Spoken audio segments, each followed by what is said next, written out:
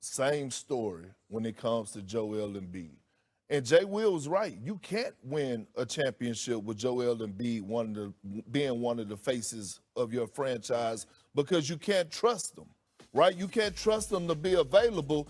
And I understand his history is long when it comes to his injuries in the past, but Anthony Edwards has set the bar, in my opinion, right? And when you think about him saying, the doctors were holding him out. He wanted to play, but the organization said no. Well, Anthony Edwards showed us that the player ultimately has the last word. And to me, if you're Joel Embiid, we can't look at his prime like everybody else's prime, right? You only have a short window to max him out. And right now, yes, we have the Knicks. A lot of us have the Knicks favored to win this series, and rightfully so. But let's be honest. Joel Embiid on the floor is a difference maker. Joel Embiid on that floor last night is a huge difference maker, especially when the Knicks went cold the 76ers went cold in the fourth quarter and couldn't make a shot. Right. Joel Embiid brings that balance of being able to get some buckets and get to the free throw line when you're struggling from shooting from the outside. So again, when you look at Joel Embiid, I'm saying to myself, hey, bro, at some point, you got to put your foot down. If you wanted to play, get out there. Take a shot. Put it on the line. Lay it all out on the line for your team and get out there on the floor. So, again, yes, he should take some criticism for missing game 2. Perk, let me jump in for a second, having been at Madison Square Garden last night. One of the things that the Philly folks were thinking after they found out mid-afternoon that Joel would miss that game, they probably wish they, with hindsight, sat him Monday night for game 1. Because obviously Monday was a physical struggle coming off the game 7 with Boston. Mm-hmm. If they let him sit out Monday night, they'd have had him back for last night. We saw what happened in the previous series, even in the Boston series. Remember, he didn't play that whole series, missed the first 3 games of that. So, but here's why I am reluctant to criticize Joel. His body is not stood up and apparently is not capable of standing up to the rigors of an 82-game, really 100-game, we count playoffs, nearly 100-game schedule. It just isn't. We've seen this. We see this with Anthony Davis.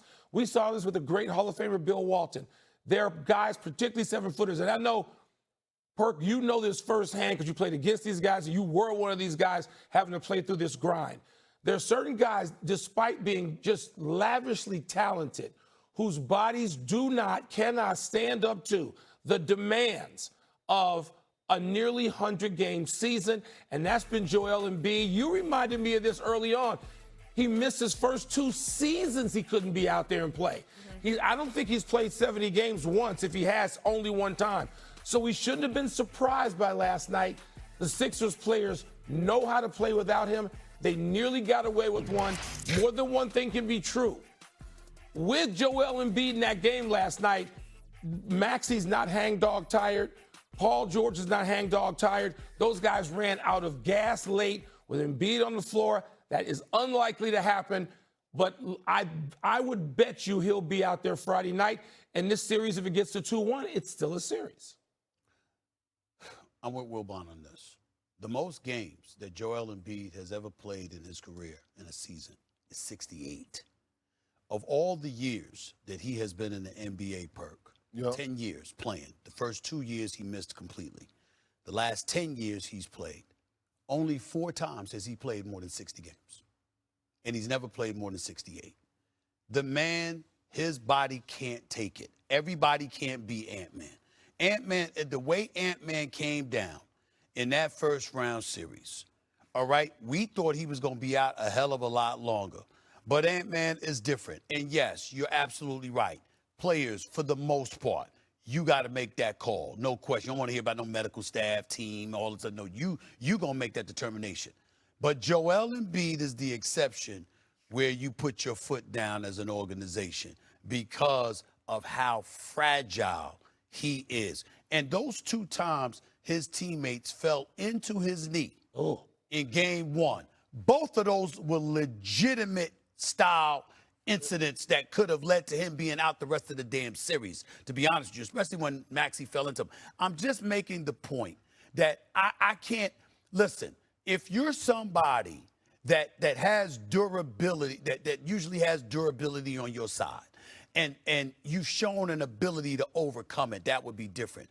Everything about this man's entire career, he just can't deal with it. But how about minute restrictions, right? That's what we're seeing from Anthony Edwards. I'm saying your window for as him being able to, when you talk about his window for as his prime, is not the same as everyone else's. The Philadelphia 76ers, whether we believe it or not, I guarantee you they have belief in that locker room that they could win the NBA championship. They're probably preaching that. He wouldn't have came back against Boston and did what he did if they didn't.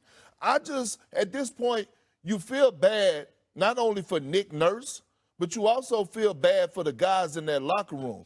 Do you know how frustrating it is going day in and day out, not knowing what your game plan is going to be, what type of style of play you're going to do? Is the guy going to be available or not? You know this better than me and Will Bond. Will Bond and I have covered the game for decades. You played.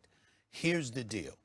You know that as frustrating as it's going to be, there's a level of empathy and sympathy you'd feel for a teammate who you know can ball, and this dude is just legitimately injured. You know that. That's entirely different than a Ben Simmons situation or somebody like that. Come on, you know that. There's a difference between somebody that ain't showing up and there's really no excuse, and then somebody like Joel Embiid that, always injured. It's true, it's frustrating, but in the same breath, you know, this brother was on the court on one leg, averaging 33 against the Knicks. This brother in the Boston Celtics series is hobbling around, but he's still giving you 33 one game, 26 and other stuff like that. When you get to a point where they're like, yo, he can't go, as frustrating as it is, you understand it because you know if he could, he gonna give you game. And on top of it all, you just know that his body is just breaking down and there's nothing you can do. He's brittle. Come on, man. I mean, that's the bottom line. He is a brittle athlete, and it's terrible because when he's great, he's out there and he's available, he's fantastic. Everybody can't be out there shoving bodies around, being ready to beat up people in the hallways and stuff. Everybody can't be like that. Other people are a bit fragile, man. Okay. You know, be nice. 56-30 in the paint yesterday. That was 76ers in that 108-102 loss to the Knicks. Still to come here on First Take. Heads up, Boston. Jaylen Brown once again made headlines on a live stream. Find out what he said and if Celtics fans should be happy or confused.